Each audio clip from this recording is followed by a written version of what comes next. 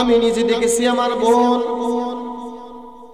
বাচ্চা যখন হয়ে গেছে, বাচ্চা হওয়ার সাথে সাথে শুধু দুই চোখ দিয়ে আমার বাচ্চা আমার ভাগিনাকে দেখছি, এমনকি সে আমার কোলে নিতে পারে নাই।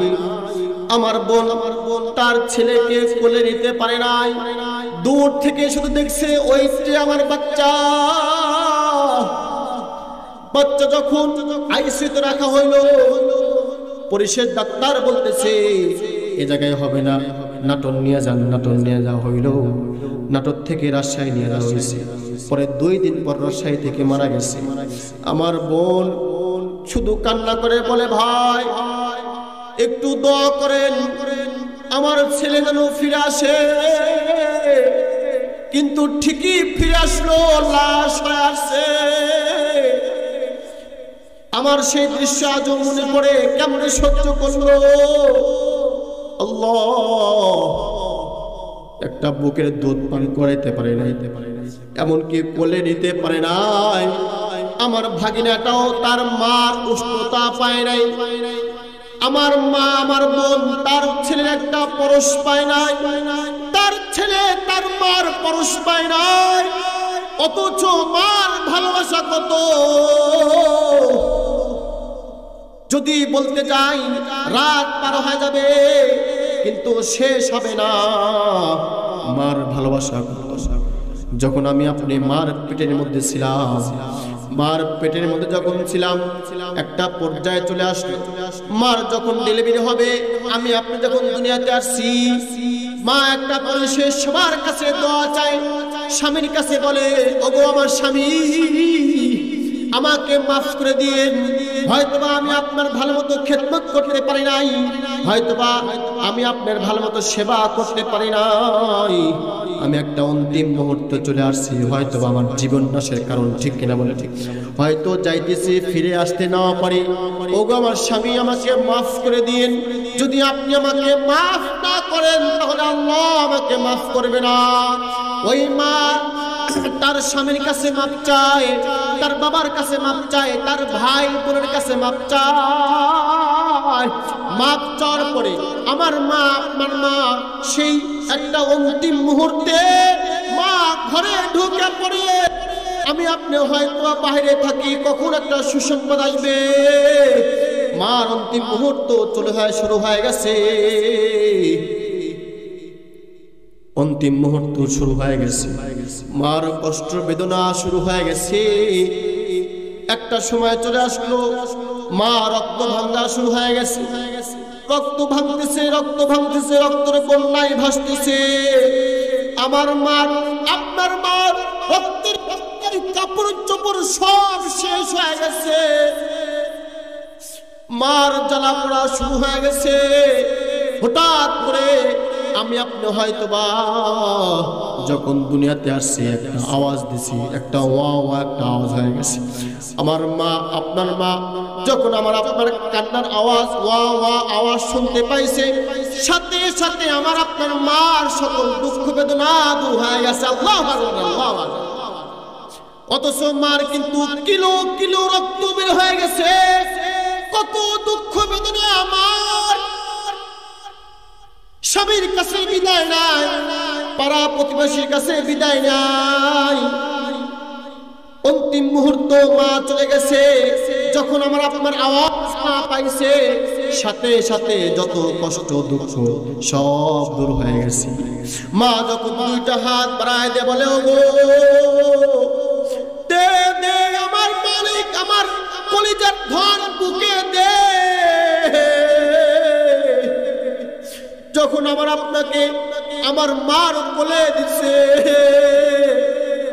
আমার মার, আপনার মার যত দুঃখ কষ্ট সব শেষ হয়ে গেছে। বলেন আল্লাহু আকবার, আল্লাহু আকবার। অথচ কিন্তু আমরা সেই মাকে কষ্ট দেই, অথচ কিন্তু আমি আপনি সেই বাবাকে কষ্ট দেই। আমার কথা হইল, বাংলাদেশে বৃদ্ধাশ্রম কেন থাকবে?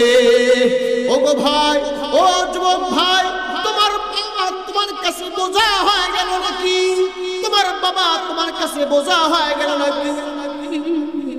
বাবা তো বটবৃক্ষ, মা তো পরশমণি, মার ভালোবাসা কিন্তু তুলনাহীন।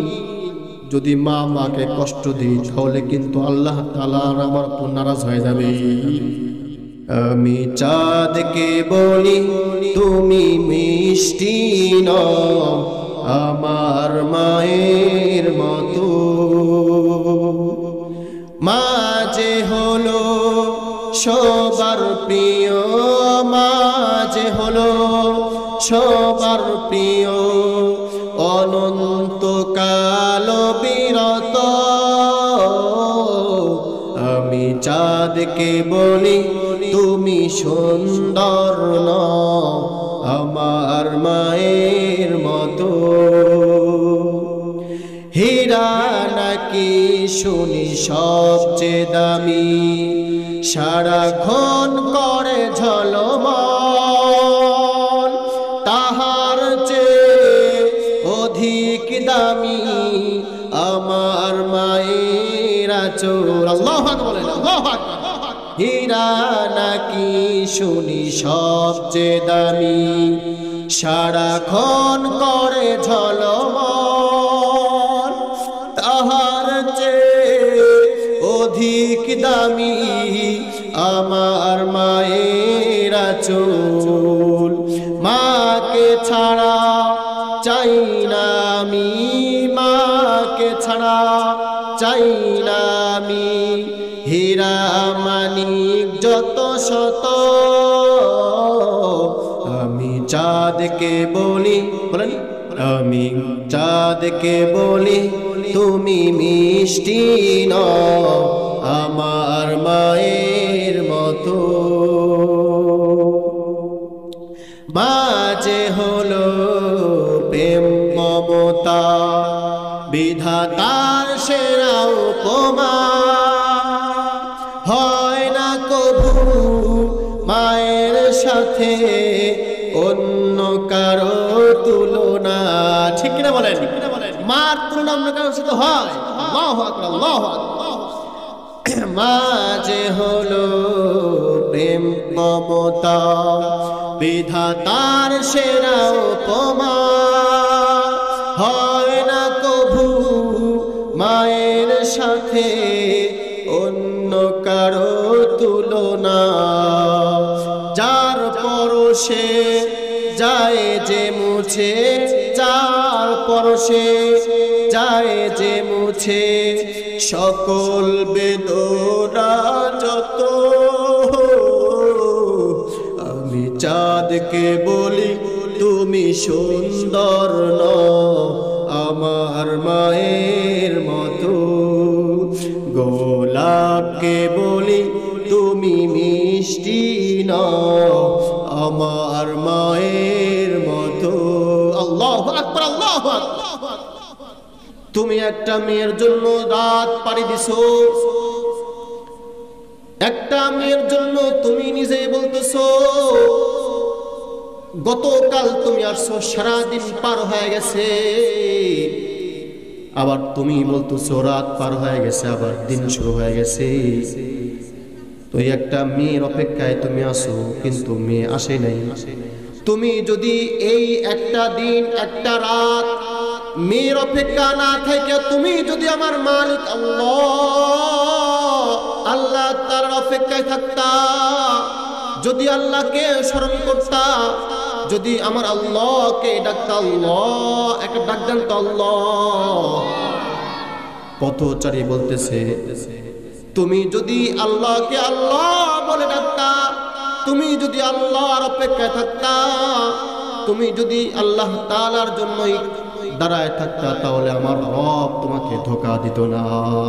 সাথে সাথে তার মন ঘুরে গেছে, মোড় পাল্টে গেছে। হাই হাই আমি কি করতেছি, সত্যি তো তাই। বাস মেয়ের গুল্লি মারছে, চলে আসছে। পরবর্তীতে আল্লাহ তাআলা তাকে এমন কবুল করা করছে, ওই একটা পথচারী একটা মূর্খ মানুষের ওই একটা কথার দ্বারা তার মন এমন ঘোরা ঘুরছে, বাস হাদিসে নববীর মধ্যে এমন মনোযোগ দিছে, এখন তার প্রত্যেকটা হাদিসের কিতাবে তার পৃষ্ঠা পৃষ্ঠা তার নাম বলে সুবহানাল্লাহ। আব্দুল্লাহ ইবনে মুবারক তার নাম, প্রসিদ্ধ সাহাবী আব্দুল্লাহ ইবনে মুবারক তার নাম। উনি বলছে হয়তোবা সেই দিন ওই মুরব্বী যদি এই কথা না বলতো, পথচারী যদি এই কথা না বলতো, হয়তোবা আমি আমার এই পৃষ্ঠায় নাম আসতো না, আমি এরকম যুগ শ্রেষ্ঠ সাহাবী হতাম না, হাদিস বিশারদ আমি হতাম না। তো এই জন্যই বলতেছি যে কখন কার কোথার দ্বারা হেদায়েত আসবে এটা আমি আপনি কিন্তু জানি না, ঠিক না? এই জন্য প্রত্যেকটা আলোচনা শোনা দরকার ইনশাআল্লাহ। যাই হোক, আমি যে আলোচনা শুরু করছি একটা আয়াতে কারিমা তেলাওয়াত করছি। তো আমরা সবাই জীবন দশায় আছি, একটা সময় আসবে কেউ থাকবো না। নাকি এখানে কেউ আসেন থাকবেন? হাত তুলেন দেখি, তাহলে তার কাছে আমি মুরিদ হই। যদি কেউ থাকেন যে আমি থাকবো ইনশাআল্লাহ, তাহলে আমরা সবাই তার কাছে মুরিদ হবো, ঠিক কিনা বলেন? কেউ নেই, কেউ পারবে না। দুনিয়াতে আসার সিরিয়াল আছে, যাওয়ার কোনো সিরিয়াল নেই। তো ছোট্ট একটা আয়াত তেলাওয়াত করেছি, সেটা হলো আল্লাহ তাআলা বলেন, ইন্নাল্লাহা ইউহিব্বুত তাওয়াবিন ওয়া ইউহিব্বুল মুতাতাহহিরিন। এই আয়াতের মধ্যে দুই শ্রেণী মানুষদের আলোচনা করা হবে। কথাগুলো খুব খেয়াল করবেন।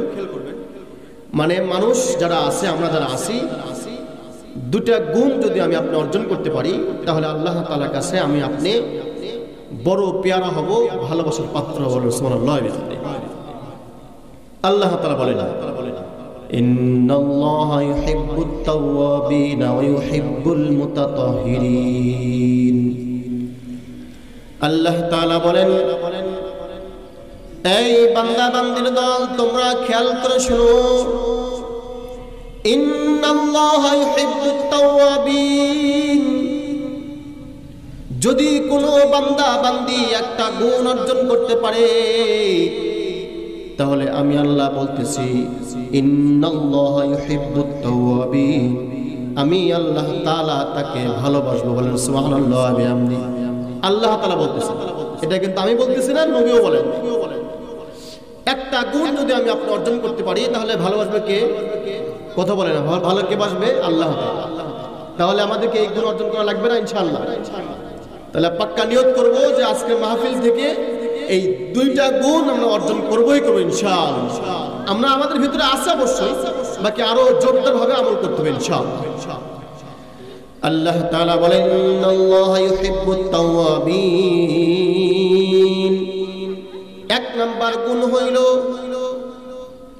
যারা তওবাকারী, যারা আমি আল্লাহ তাআলার কাছে তওবা করে মাপ চায়, পানাহ চায়, তাদেরকে আমি বড় ভালোবাসি। বলেন সুবহানাল্লাহ ওয়া বিহামদি। তাহলে এই গুণটা কি খুব কঠিন? একদম সহজ। আল্লাহ বলেন, ইন্নাল্লাহা ইউহিব্বুত তাওয়াবিন। যারা তওবাকারী, যারা আমি আল্লাহ তাআলার কাছে মাপ চায়, তাদেরকে আমি বড় ভালোবাসি। বলেন না সুবহানাল্লাহ, আল্লাহু আকবার। কত বড় একটা সুসংবাদের কথা। তাহলে এই গুণটাকে আমি আপনি অর্জন করতে পারি না, অনেক বড় কঠিন, পাহাড়ের মতো নাকি গুণটা। এর জন্য কোনো কষ্ট করতে হবে না, শুধু আল্লাহ তাআলার কাছে একটু দোয়া করো, আল্লাহ আমাকে মাফ করো, আমি ভুল হয়ে গেছে, আমার জীবনে অনেক গুনাহ হয়ে গেছে, আল্লাহ আমি মাফ চাই, আমাকে মাফ করো। আল্লাহ বলেন যে, আল্লাহ এই বান্দা, তোর জন্য তো আমি এই আয়াতটা দিছি, তোর জন্যই তো আমি এই আয়াতটা নাজিল করছি। ইন্নাল্লাহা ইউহিব্বুত তাওয়াবিন। যারা তওবাকারী তাদেরকে আমি বড় ভালোবাসি। বলেন না সুবহানাল্লাহ। আল্লাহ তাআলা বলেন, যারা তওবাকারী, এই বান্দা বান্দির দল, আমি আল্লাহ তাআলা জানি তোমাদের এত গুনাহ করতে তোমরা ভালোবাসো, তোমরা গুনাহ করতে ভালোবাসো, কিন্তু মনে রাখো আমি আল্লাহ তাআলা যে আছি, আমি তোমাদের গুনাহ মাফ করতে বড় ভালোবাসি। সুবহানাল্লাহ। এই জন্যই তো এই আয়াতটা আল্লাহ তাআলা দিয়েছে, তোমরা গুনাহ করবা, তোমাদের দ্বারা গুনাহ হবে, এটাই স্বাভাবিক। নাকি ফেরেশতা গুনাহ করবে? তাদের গুনাহ নাই। ফেরেশতা তাদের গুনাহ নাই। কেন গুনাহ নাই? কারণ হইল ফেরেশতা গুনাহ কেমনে করা লাগে গুনাহ বোঝে না, গুনার মজাও বোঝে না এবং গুনার সাজাও বোঝে না ফেরেশতা। বলেন না সুবহানাল্লাহ। ফেরেশতাগণ যারা আছেন, তারা গুনার মজাও বোঝে না এবং গুনার সাজাও বোঝে না। এই জন্যই তাদের কোনো গুনাহই নেই। কিন্তু আমরা গুনার মজাও বুঝি এবং গুনার কি সাজাও জানি, ঠিক কিনা বলেন? যদি আমি আপনি গুনার মজা আমরা বুঝি, আবার এটাও জানি গুনার সাজা কেমন হবে?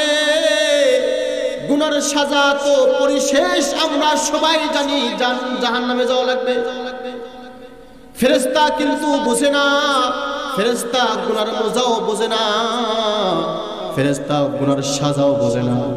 এই জন্য তাদের কোনো গুনাহ নাই, গুনাহ করার সেই মাদ্দা যোগ্যতা কিছুই নাই। কিন্তু আল্লাহ তাআলা আমাদের মধ্যে সেই যোগ্যতা দিয়েছে, আমরা গুনার মজাও বুঝি, গুনার সাজাও বুঝি।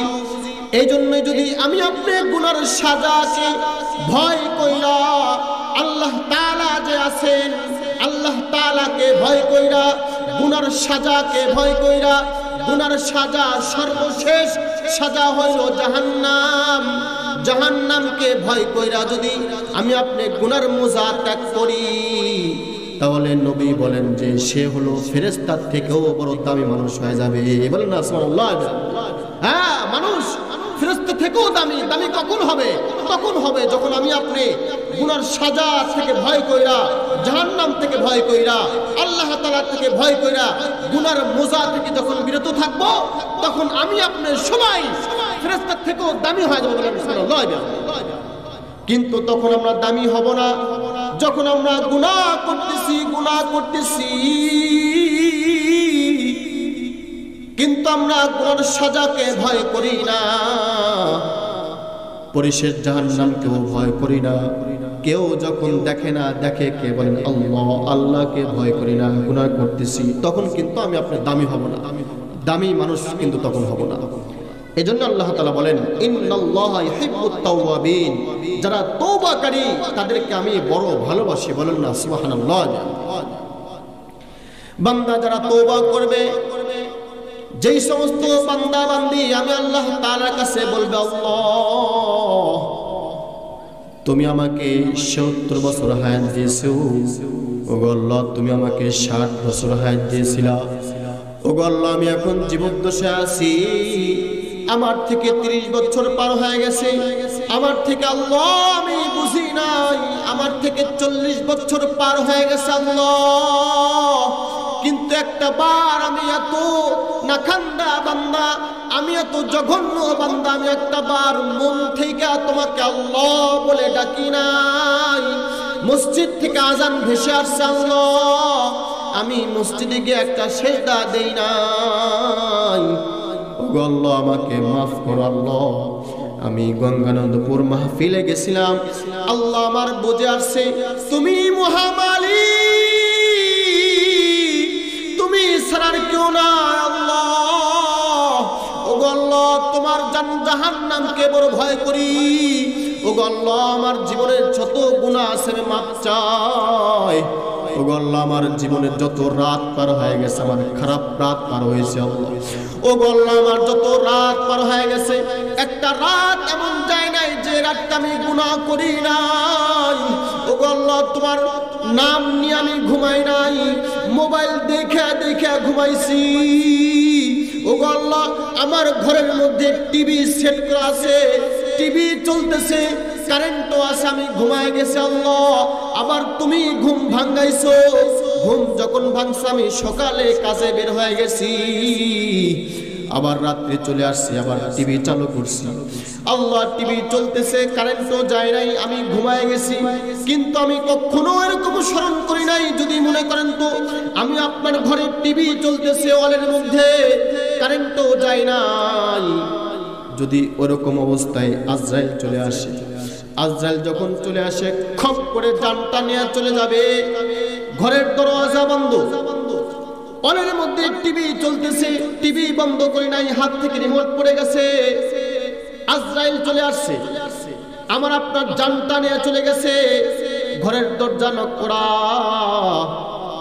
কারেন্টও যায় নাই, টিভি চলতেছে, পরের দিন সকাল হয়েছে, 8টা বেজে গেছে, 10টা বেজে গেছে, মা বলে কি তুই কাজে যাবি না, ডাকতেছে, কোনো আওয়াজ নাই, ঘর থেকে আমার ঘর থেকে কোনো আওয়াজ নাই, আপনার ঘর থেকে কোনো আওয়াজ নাই, মার বড় টেনশন, কি ব্যাপার আওয়াজ নাই কেন, 10টা পার হয়ে গেছে, যখন ঘরের কাছে আসছে দেখে কোনো আওয়াজ নাই, পরিশেষ তাদের কারো কোনো বুঝতে বাকি নাই যে কি হয়েছে, দরজা ভাঙছে, মনে করেন তো দরজা ভাঙছে তো তাকায় দেখে ওয়ালের মধ্যে এখন টিভি চলতেছে, আর খাটের মধ্যে আপনার নিথর দেহ পড়ে আছে। বলেন না দেখি মৃত্যুটা কেমন হয়ে গেল? ওয়ালের মধ্যে টিভি চলতেছে, আপনার প্রাণ পাখি উড়ে চলে গেছে। যে লোকটা আসবে, হায় হায় মৃত্যুটা তো খারাপ, ওয়ালের মধ্যে এখনো টিভি চলতেছে, তার নিথর দেহ পড়ে আছে, হায় হায় মৃত্যুটা কত জঘন্য, ঠিক কিনা বলে? এজন্য আমি আল্লাহকে বলছি, আল্লাহ আমার 40টা বছর পার হয়ে গেছে, আমি টিভি দেখছি, কত খারাপ কাজ করছি আল্লাহ। একটা রাত গেছে এরকম যায় নাই যে খারাপ কাজ করি নাই। ওগো আল্লাহ আমি আর করবো না, আমি মাফ চাই, আমাকে মাফ করো, আমি মাফ চাই। আমার সামনে যে কয়টা দিন তুমি হায়াত দিছো আল্লাহ, আর এরকম রাত যাবে না। প্রত্যেকটা রাত আমার সুন্দর একটা রাত যাবে আল্লাহ। আমি প্রত্যেকটা রাত কোরআন শরীফ পড়ব, আমার প্রত্যেকটা সামনের রাত আমার ভালো রাত যাবে আল্লাহ। আমি জিকির করতে করতে ঘুমাবো আল্লাহ, আমাকে মাফ করো। পিছনে যত রাত গেছে আমি মাফ চাই। আল্লাহ বলেন তোর জন্যই তো সুসংবাদ আয়াত নিয়েছি, ইন্নাল্লাহা ইউহিব্বুত তাওয়াবিন। এই বান্দা তোর জন্যই তো আমি আয়াত নিয়ে আসছি। তুই যখন আমি আল্লাহ তাআলার কাছে তওবা করলি, যা যা যা, আমি তোর জীবনের সমস্ত গুনাহ খাতা মাফ করে দিলাম। আল্লাহু আকবার, সুবহানাল্লাহ। কিন্তু হ্যাঁ, তওবা তাওবাতুন নাসুহা করতে হবে, খাঁটি তওবা করতে হবে। কিন্তু আমি আপনি তওবা করলাম আবার ওই কাজটা জড়িত হয়ে গেলাম, তাহলে কিন্তু হবে না। তওবা করার শর্ত আছে, যে খারাপ কাজ থেকে আমি আপনি তওবা করব, পারতপক্ষে ওই কাজে আর জড়িত না হবে, তাহলে কিন্তু আল্লাহ তাআলা আমাদেরকে বড় ভালোবাসবেন। কিন্তু আজকে তওবা করতেছি, কালকে আবার সেই কাজ করতেছি। বিশেষ করে কোথায় কোথায় আসে, অনেকেই সমাজের মধ্যে সুদ ঘুষের সাথে জড়িত আছে, তো ও জানে যে এই ঘুষ খাওয়া এটা বড় হারাম একটা কাজ। সে পরিশেষ তার বুঝে আসছে, অন্তরটা তার নাড়া দিছে, না আমি কি করতেছি। একজন বিনা পুঁজিতে আমি টাকা খাটায় টাকা নিয়ে আসতেছি, লাখ লাখ টাকা নিয়ে আসতেছি, এটা তোমার খারাপ কাজ হচ্ছে। আমি পারলে তাকে কর্জে হাসানা দেই, এটা নবীর সুন্নাত। আপনি তাকে 30,000 টাকা দিলেন, তো বললেন ঠিক আছে ভাই, আমি তোমাকে সদকা কর্জে হাসানা দিলাম, তুমি আমাকে দিয়ে দিও। কিন্তু না, আমি শর্ত লাগলাম, এই টাকা দিলাম, 2 মাস পরে প্রত্যেক মাসে 1000-এ এত টাকা বাড়বে। যারা জড়িত আছে আল্লাহ মাফ করো। আচ্ছা বলেন দেখি, এখানে আমার কি, এখানে কি কষ্ট, আমার মানে কি সুখের একটা ব্যবসা, কি অবস্থা। আর আমি বসে আছি, শুধু ফোন করবে মাস শেষের 2 দিন আগে, ভাই খবর মনে আছে তো, আর 2 দিন বাকি কিন্তু, হ্যাঁ ভাই মনে আছে। ও তো টেনশন হয়ে গেছে, কি করবে, তার টাকা দিতে হবে। কারণ শেষ পর্যন্ত তার বউয়ের গহনা বেচা লাগে, তার বাড়িতে একটা ছাগল বেচতেছে, তার টেনশন হয়ে গেছে। কিন্তু ও খালি ফোন দিচ্ছে, পান খাচ্ছে, পান সিগারেট খাচ্ছে, ভাই কি খবর মনে আছে তো, আর 2 দিন। আজীব অবস্থা। সে পান খাচ্ছে, চার্জ চলে, সে পান খাচ্ছে, পান খায় শুধু ফোন করে, এই মনে আছে তো, 10টা লোক টাকা দিয়ে রাখছে, মনে আছে তো, মনে আছে তো। আর 10টা লোক সারা একদম টেনশনে, একটা পর্যায়ে কারখানে রিলেশন তারা মাথা দিচ্ছে,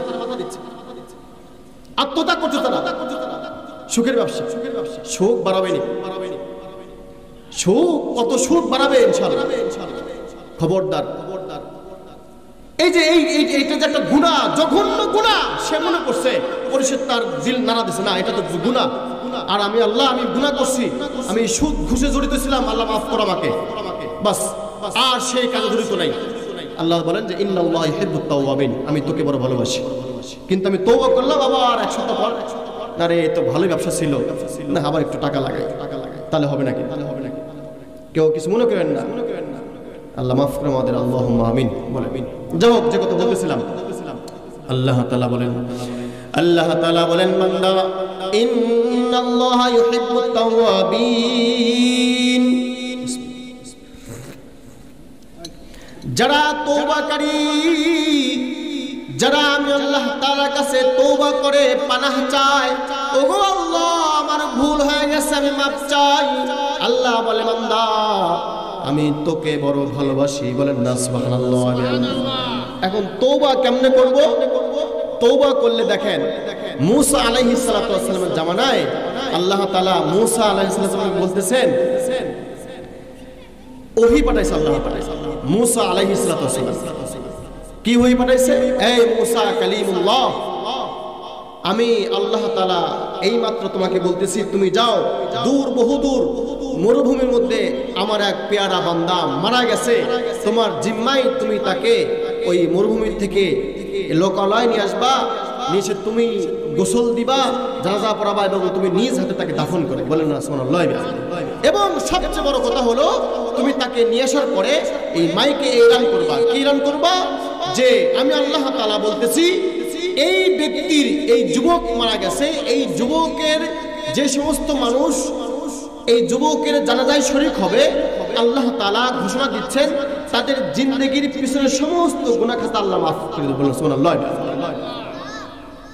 আল্লাহ তাআলা এই ঘোষণা দিতে বলছে মূসা আলাইহিস সালাতু ওয়াস সালাম। মূসা আলাইহিস সালাতু ওয়াস সালাম চলে গেছেন দূর বহুদূর মরুভূমির মধ্যে, যা দেখে হ্যাঁ সত্যি এক যুবক মারা মনে পড়ে আছে। যুবককে নিয়ে আসছে এলাকার মধ্যে নিয়ে আসা, মসজিদের মাইকে ঘোষণা দিতেছে, প্রিয় এলাকাবাসী, আল্লাহ তাআলা ওহী পাঠাইছে।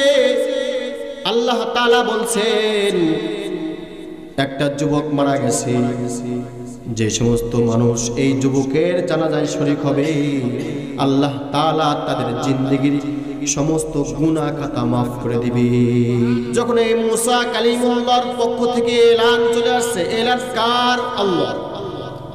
এলাকার মধ্যে যখন ঘোষণা চলে গেছে, কেউ আর বাদ নাই, ছোট্ট মাসুম বাচ্চা থেকে শুরু করে সবাই চলে আসছে। বলে কোথায় যাও? বলে মূসা কালিমুল্লাহ একটা এলান করছে, একটা যুবক মারা গেছে। আল্লাহ তাআলা বলেছেন যদি এই যুবকের যারা জানাজা শরীক হবে তাদের প্রত্যেকের গুনাহ আল্লাহ তাআলা মাফ করবে। কেন তুমি বসে আছো? চলো। আল্লাহ তাআলা ঘোষণা দিছে, সবাই চলে আসছে। এলাকার মধ্যে আর কেউ বাদ নাই, সবাই জানাজায় শরীক হওয়ার জন্য আসছে। কারণ বিশাল একটা অফার, মাত্র 2 মানে জানাজার নামাজ পড়লেই পিছনে সমস্ত গুনাহ মাফ, মাত্র 10 মিনিটের কাজ। তাহলে 10 মিনিটে আল্লাহর ঘোষণা মূসা কালিমুল্লাহ এলান করছে, মাত্র 10 মিনিটে আমার জিন্দেগির সমস্ত গুনাহ খাতা মাফ। বিশাল অফার না? সবাই চলে আসছে। তো আসার পরে সামনে ওই লাশকে রাখা, তো এলাকার যারা মাতব্বর তারা বলতেছে মূসা কালিমুল্লাহ, আমাদের সবার একটা কৌতূহল, সেটা হলো যে ব্যক্তির ওসিলে আমাদের জীবনের সমস্ত গুনাহ খাতা মাফ মানে হতে যাচ্ছে, তো আমাদের একটু মনের আশা আকাঙ্ক্ষা তাকে একটু দেখবার চাই, একটু দেখি যে কোন সেই সৌভাগ্যবান একটা যুবক যাকে আল্লাহ তাআলা ঘোষণা দিচ্ছেন, একটু দেখবার চাই। মূসা আলাইহিস সালাতু ওয়াস সালাম সবার অনুরোধে তার কাপড়টা সরায় যখন মুখটা দেখায় দিছে, যখন সবাই দেখছে, দেখার পরে সবাই কিংকর্তব্য বিমূঢ় হয়ে গেছে, আশ্চর্য হয়ে গেছে। সবার চোখে মুখে ছাপ। বলতেছে মূসা কালিমুল্লাহ, এটা কেমনে সম্ভব? বলে কি? বলে এটা কেমনে সম্ভব? তার কারণ হইল যে যুবককে দেখলাম, এই যুবক তো আমরা ভালো করেই চিনি, আমাদের গ্রামেই তার বাড়ি। আজ থেকে বেশ কয়েক মাস আগে আমি এদেরকে আমরা এত জঘন্য গুনাহ করত, খারাপ কাজ করত, তার অতিষ্ঠে আমরা কেউ ভালো থাকতে পারি নাই। কারো ফলের গাছের ফল তার দ্বারা ভালো থাকে নাই, নিজের গাছের ফল আমরা খাইতে পারি নাই, সে আগে খাইছে, আমাদেরকে কষ্ট দিত, আমাদেরকে ধরে ধরে মারত, জঘন্য গুনার কাজ করত। কিন্তু কেমনে সম্ভব? আমরা পরিশেষ তার ব্যবহারে আমরা অতিষ্ঠ হয়ে গেছি। এমনকি মূসা কালিমুল্লাহ, এমনকি তার বাবা আছে, তার মা আছে, তার স্ত্রী, ছেলে, সন্তান সবাই আছে, সবাই তার ব্যবহারে অতিষ্ঠ। আমরা সবাই পরামর্শ কইরা দূর করে এলাকা থেকে তাড়াই দিছিলাম, কিন্তু সে যাওয়ার সময় 3টা ছাগল নিয়ে চলে গেছে।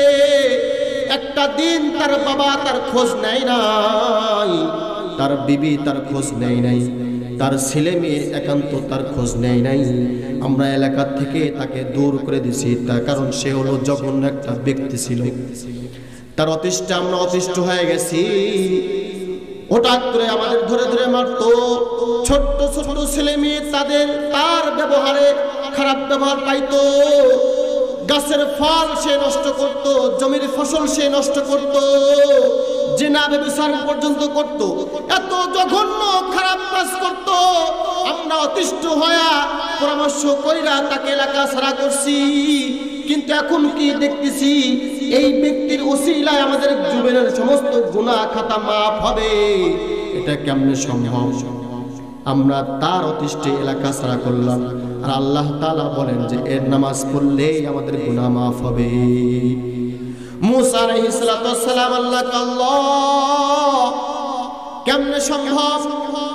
এলাকার মানুষ বলতেছে এরকম, আর তুমি বলতেছো এই যুবকের জানাজায় পড়লে সমস্ত গুনাহ খাতা মাফ। কেমনে কি আল্লাহ আমাদেরকে একটু বোঝায় বলো।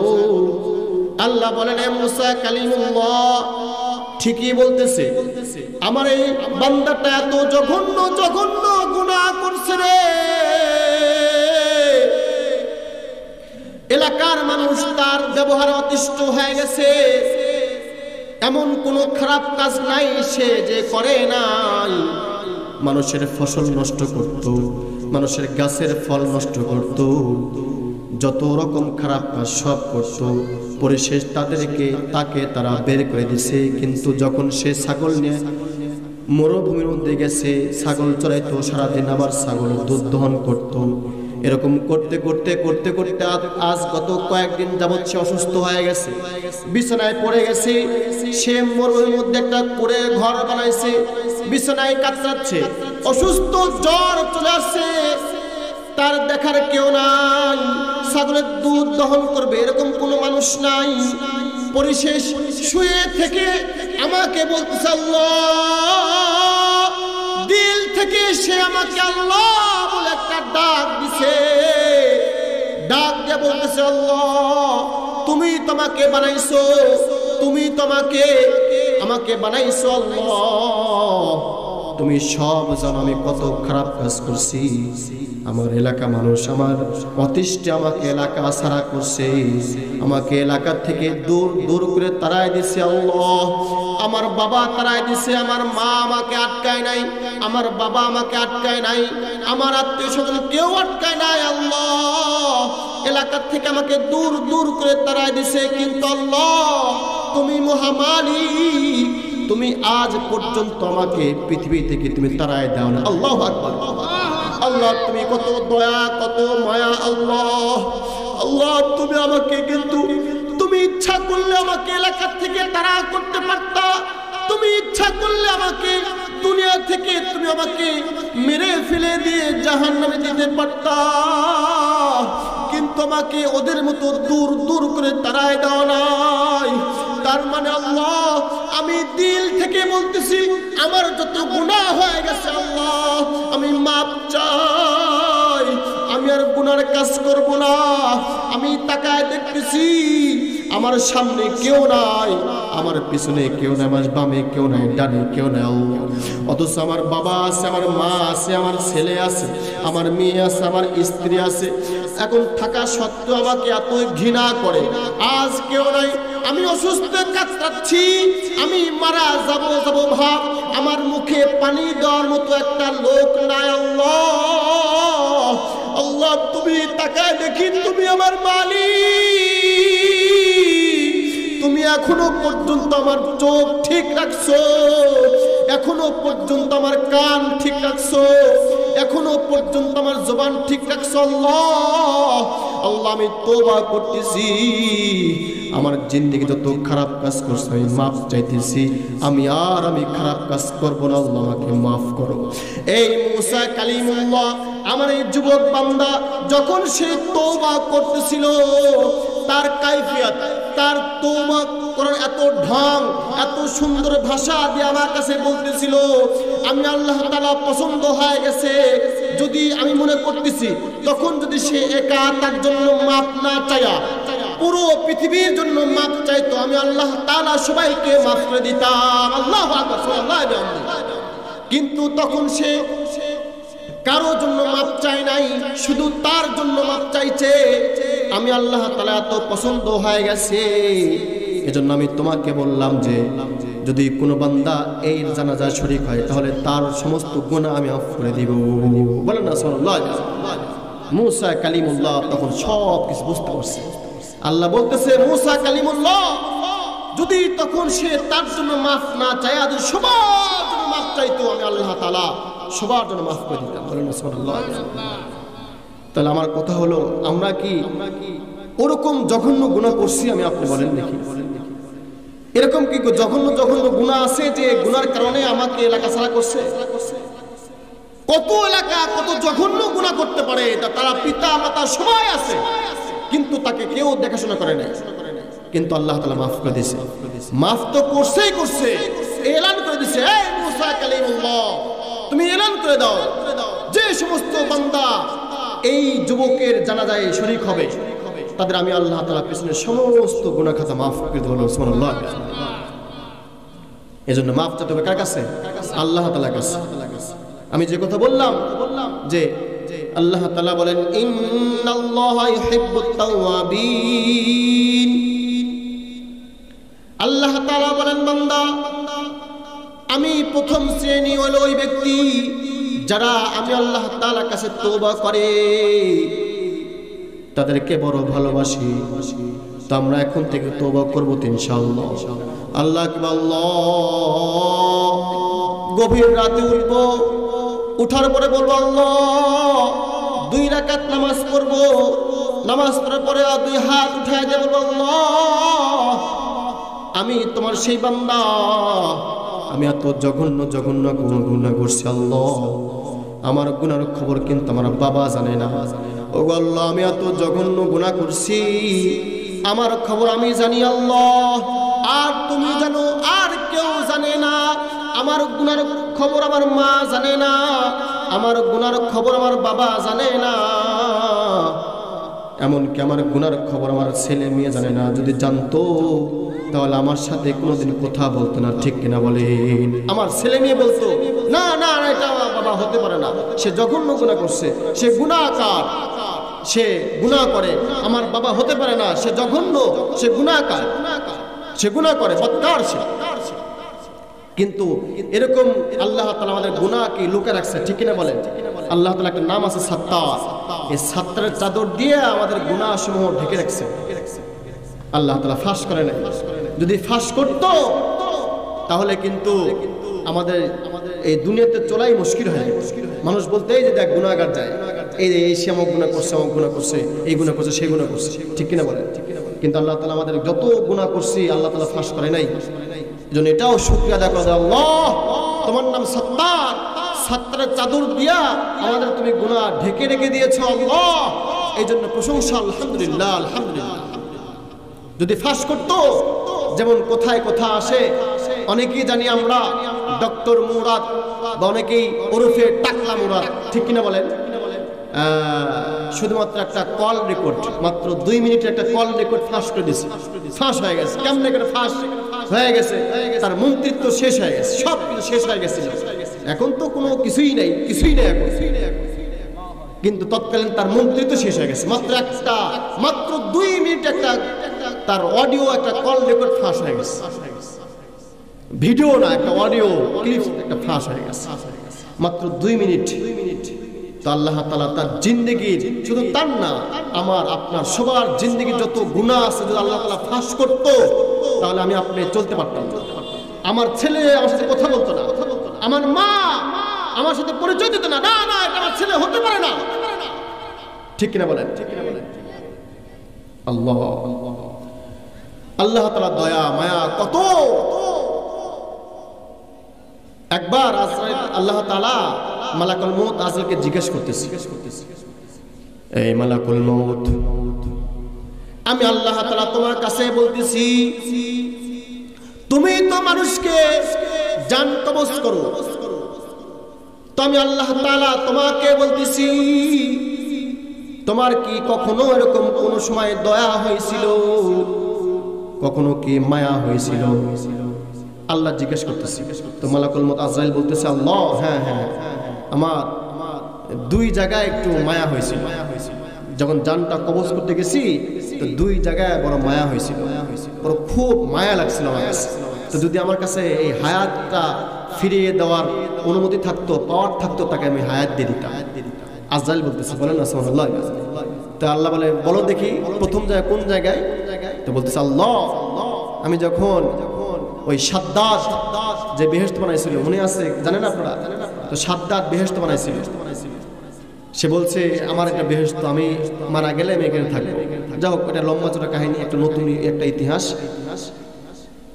তো যখন বলতেছে সাদ্দাতকে যখন মারতে গেলাম, ঘোড়া থেকে এসে নামছে, তার বিল্ডিং এ দুইটা রেওয়াত পাওয়া যায়। একটা হলো ঘোড়া থেকে এক পা দিছে জমিনে, এক পা এখনো ঘোড়াতেই আছে, এটা। অথবা ঘোড়া থেকে নামছে, নামার পরে তার প্রাসাদে প্রধান যে ফটক দরওয়াজা, এক পা ভিতরে দিছে আর একটা বাইরে, এই দুইটা রেওয়াত পাওয়া যায়, যেটাই হোক। তো যখন সে এক পা দিছে অথবা ঘোড়া থেকে এক পা নামাইছে, তখন তোমার হুকুম ছিল ওই সময় তাকে জানটা কবজ করা।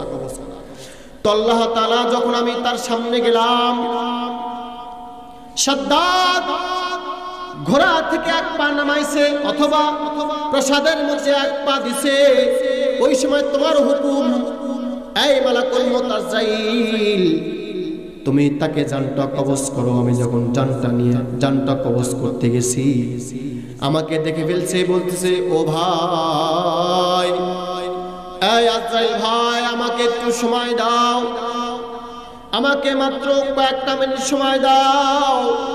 আমি এত কষ্ট কইরা, এত টাকা পয়সা খরচ কইরা আমার জান্নাত বানাইলাম, একটু ভিতরে ঢুকবো, একটু ভিতরে ঢুকে একটু ঘুরে আসবো। আমি তোমার কাছে করজোর মিনতি করতেছি, আমাকে একটু সময় দাও। ও আজরাইল ভাই, আমাকে একটু সময় দাও। আল্লাহকে বলতে, আল্লাহ আমার কাছে এত মিনতি করতেছিল, কাঁদতেছিল, আমার কাছে সময় চাইতেছে, ভিক্ষা চাইতেছে, ভাই আমাকে অল্প সময় দাও, এরপর আমার জানটা কবজ করো। আমার তার মায়া, তার কান্না দেখে এত মায়া হয়েছিল, আমার যদি সেই পাওয়ার থাকতো আমি তাকে সময় দিতাম আল্লাহ, কিন্তু তোমার হুকুম, আমি তাকে জানটা কবজ করছি। আল্লাহ বলে, এই আজরাইল, দ্বিতীয় কোন জায়গা? বলে, আল্লাহ দ্বিতীয় হইল, তুমি বলছিলা যে সমুদ্রের মধ্যে জাহাজ ডুবে গেছে, একটা মহিলা, গর্ভবতী মহিলা একটা তক্তার উপরে ভেসে আছে। তোমার হুকুম হইল, এই আজরাইল, সমুদ্রের মধ্যে যাও, যাওয়ার পরে দেখবা একটা কাঠের উপরে একজন মহিলা বসে আছে, তার পেটে বাচ্চা, সে বাচ্চা প্রসব করবে। তুমি ওখানে যাবা, যখন বাচ্চা প্রসব হবে, প্রসব হতে দেরি তুমি তার ওই মহিলার জানটা কবজ করবা। আমি চলে গেছি সমুদ্রের মধ্যে, যায় দেখি হ্যাঁ সত্যি সত্যি একটা কাঠের উপরে একটা মহিলা বসে আছে, মহিলা বসে আছে। আমি চলে গেছি, যাওয়ার পরে বাচ্চা প্রসব করছে, বাচ্চা বের হইছে। তোমার হুকুম, আমি দেখতেছি বাচ্চা প্রসব করছে, কিন্তু কি নির্মম পরিহাস, বাচ্চাটা তার মুখ, তার মার দুধে মুখটা দিতে পারে নাই, তার মা তার বাচ্চাকে কোলে নিতে পারে নাই। আমার দৃশ্যটা দেখে এত খারাপ লাগছে আল্লাহ, আমার বড় দয়া হয়েছিল, বড় মায়া হয়েছিল। ও আল্লাহ, কি একটা নির্মম দৃশ্য আল্লাহ। বাচ্চা হইল, মার কত ভালোবাসা, মার কত আদর, তার বাচ্চাকে বুকে জড়ায় ধরবে, বাচ্চা তার মার দুধে স্তনে মুখ দিয়ে দুধ পান করবে আল্লাহ। কিন্তু তুমি আল্লাহ, তোমার হুকুম হইল বাচ্চা প্রসব হওয়া মাত্রই মহিলার জানটা কবজ কর আল্লাহ। এই দৃশ্যটা আমার এত মায়া লাগছিল আল্লাহ, কিন্তু তারপরেও তোমার হুকুম, যেহেতু আমি বাচ্চাটা প্রসব হওয়ার সাথে সাথে তার মাকে মেরে ফেলছি আল্লাহ। বলে, এই আজরাইল, তুমি তো জানটা কবজ করছো, সাদ্দাদের ব্যাপারে তোমার মায়া হয়েছে, ওই বাচ্চার ব্যাপারে মায়া হয়েছে। তার মানে হলো তোমার একই ব্যক্তির দুই জায়গায় তোমার মায়া হয়েছে। ওই যে সেই সমুদ্রের মধ্যে যে তুমি মাকে মেরে ফেললা, যে ছোট্ট মাসুম বাচ্চা, মাত্র এক মিনিটের বাচ্চা, ওই 1 মিনিটের যে বাচ্চাটা, তাকে আমি মানুষ করছি, তাকে বড় করতে করতে করতে করতে আজ এ পর্যন্ত সেই ছোট্ট মাসুম বাচ্চা আজকে সে সাদ্দাত। আমি তাকে ওই সমুদ্র থেকে ওই মাসুম বাচ্চা সাদ্দাতকে এমন বড় করা করছি, সমুদ্রের তীরে আনছি, বাঘের দুধ নষ্ট হয়ে যায়, বাঘের বাচ্চা মারা গেছে, বাঘের দুধ এত জ্বালা পোড়া হয়ে গেছে, বাঘের দুধ আমি তাকে খাওয়াইছি, বাঘের দুধ আমি সাদ্দাতকে খাওয়াইছি। এরকম করতে করতে আমি তাকে বড় করতে করতে এ পর্যন্ত নিয়ে আসছি। কিন্তু এত সে নাফরমান, এত সে বাদদার, সে সাদ্দাত, আমি তাকে ছোট থেকে বড় করতে করতে এ পর্যন্ত নিয়ে আসলাম।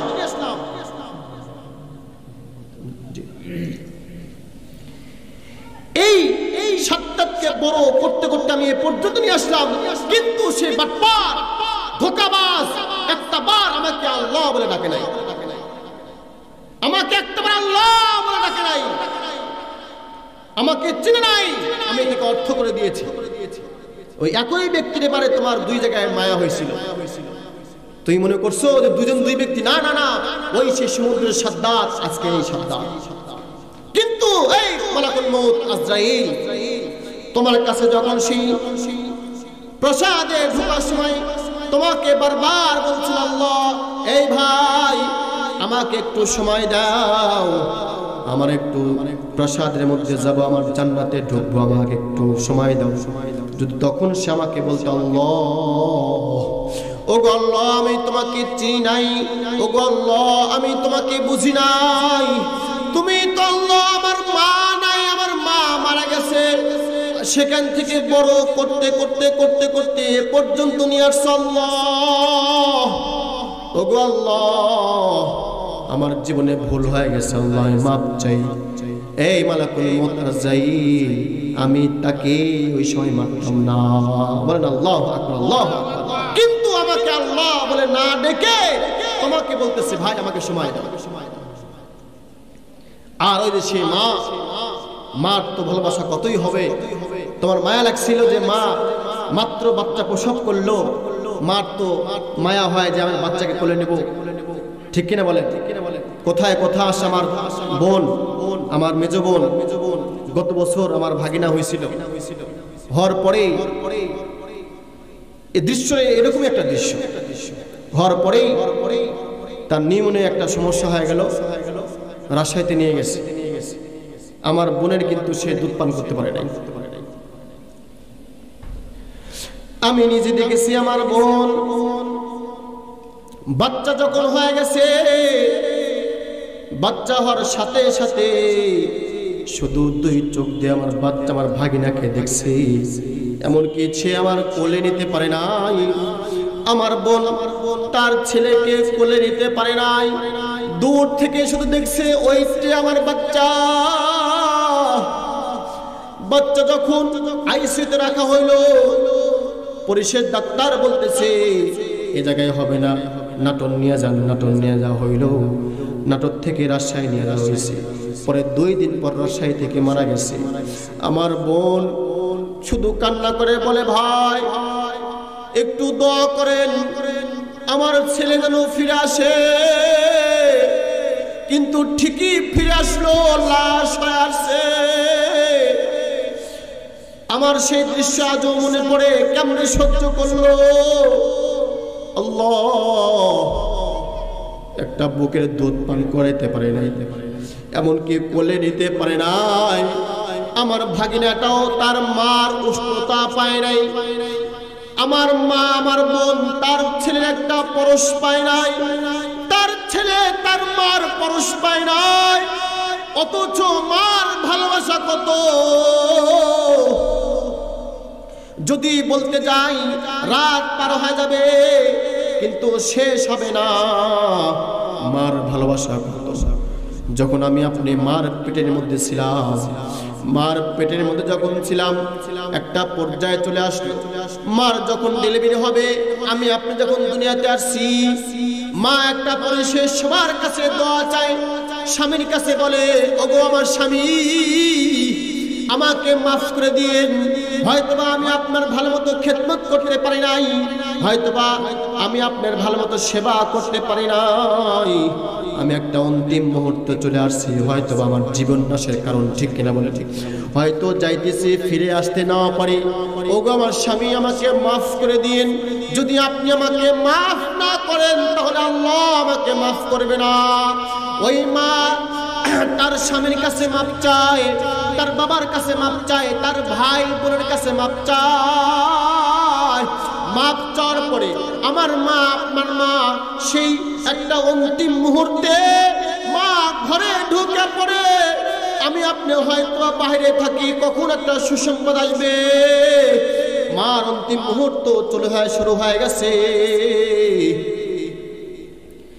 অন্তিম মুহূর্ত শুরু হয়ে গেছে, মার কষ্ট বেদনা শুরু হয়ে গেছে।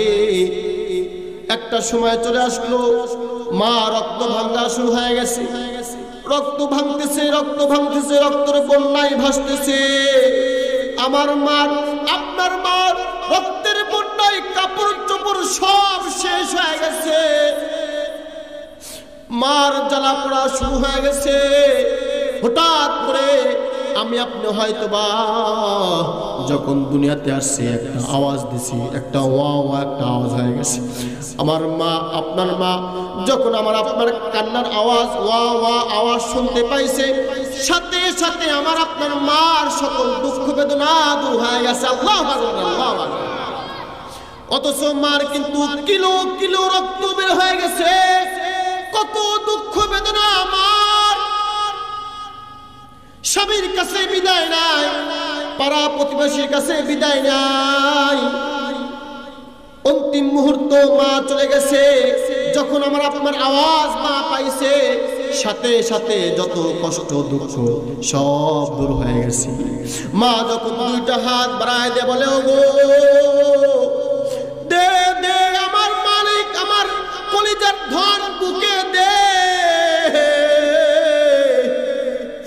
যখন আমার আপনাকে আমার মার কোলে দিছে, আমার মার, আপনার মার যত দুঃখ কষ্ট সব শেষ হয়ে গেছে। বলেন আল্লাহু আকবার, আল্লাহু আকবার। অথচ কিন্তু আমরা সেই মাকে কষ্ট দেই, অথচ কিন্তু আমি আপনি সেই বাবাকে কষ্ট দেই। আমার কথা হইল, বাংলাদেশে বৃদ্ধাশ্রম কেন থাকবে? ওগো ভাই, ও যুবক ভাই, তোমার মা তোমার কাছে বোঝা হয়ে গেল নাকি? তোমার বাবা তোমার কাছে বোঝা হয়ে গেল নাকি? বাবা তো বটবৃক্ষ, মা তো পরশুনি, মার ভালোবাসা কিন্তু তুলনাহীন। যদি মা মাকে কষ্ট দেই তাহলে কিন্তু আল্লাহ তাআলা আমার উপর নারাজ হয়ে যাবে। আমি চাঁদকে বলি তুমি সুন্দর নও আমার মায়ের মতো, আমি চাঁদকে বলি তুমি মিষ্টি নও আমার মায়ের মতো। মা যে হলো সবার প্রিয়, মা যে হলো সবার প্রিয়, অনন্তকাল বিরত। আমি চাঁদকে বলি তুমি সুন্দর নও আমার মায়ের মতো। হীরা নাকি শুনি সবচেয়ে দামি, সারাক্ষণ করে ঝলমল, তাহার চেয়ে অধিক দামি আমার মায়ের আঁচল। আল্লাহু আকবার, আল্লাহু আকবার। হীরা নাকি শুনি সবচেয়ে দামি, সারাক্ষণ করে ঝলমল, তাহার চেয়ে অধিক দামি আমার মায়ের আঁচল, মাকে ছাড়া চাই না আমি, মাকে ছাড়া চাই না আমি, হীরা মানিক যত শত,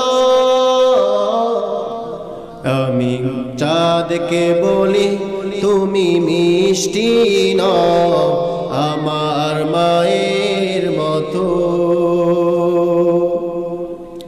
মা যে হলো প্রেম মমতা, বিধাতার সেরা উপমা, হয় না কভু মায়ের সাথে অন্য কারো তুলনা। ঠিক কিনা বলেন? মার তুলনা অন্য কারোর সাথে হয়? আল্লাহু আকবার, আল্লাহু আকবার। মা যে হলো প্রেম মমতা, বিধাতার সেরা উপমা, হয় না কভু মায়ের সাথে অন্য কারো তুলনা। যার পরশে যায় যে মুছে, যার পরশে যায় যে মুছে সকল বেদনা যত, আমি চাঁদকে বলি তুমি সুন্দর নও আমার মায়ের মতো, গোলাপকে বলি তুমি মিষ্টি নও আমার মায়ের মতো। আল্লাহু আকবার, আল্লাহু আকবার। মার ভালোবাসা, আল্লাহ, মার ভালোবাসা কত।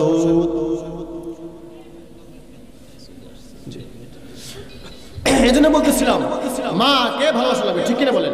এটা হুজুর চলে আসছে, একটা ছোট্ট কথা বলে শেষ করতেছি। এক ছেলে তার মার জন্য অনেক দূরে একটা প্রাসাদ বানাইছে, অনেক দূরে একটা প্রাসাদ বানাইছে।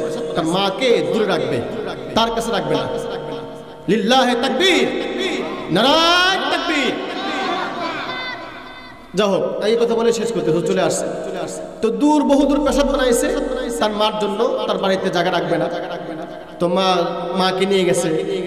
নিয়ে যাওয়ার পরে মাকে রেখে আসছে, বলতেছে মা দেখো তোমার জন্য সুন্দর প্রাসাদ বানাইছি, ঘর বাড়ি বানাইছি, কারেন্ট আনছি, ফ্রিজ আনছি, সব কিছু আনছি, তোমার কোনো কষ্ট নাই। তো মা এক পর্যায়ে কাঁদতেছে।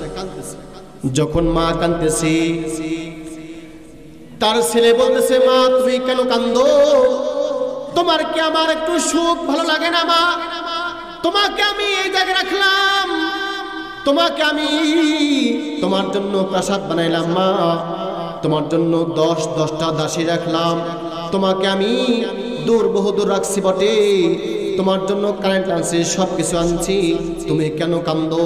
তো মা বলতেছে বাবা তুই তো আমার কলেজার ধন, আমার বুকে আসছিলি, আমার পেটে আসছিলি মা। মা বলতেছে বাবা আমি তোর বাড়ির জন্য কান্দি না, আমি তোর কারেন্টের জন্য কান্দি না, আমাকে দূরে রাখতেছিস সেজন্য কান্দি না, আমি কান্দি হইল তুই বাঘকে বড় ভয় করিস, তুই গহীন জঙ্গল আমাকে রেখে যখন একা একা যাবি, আমি মা ভয় করতেছি।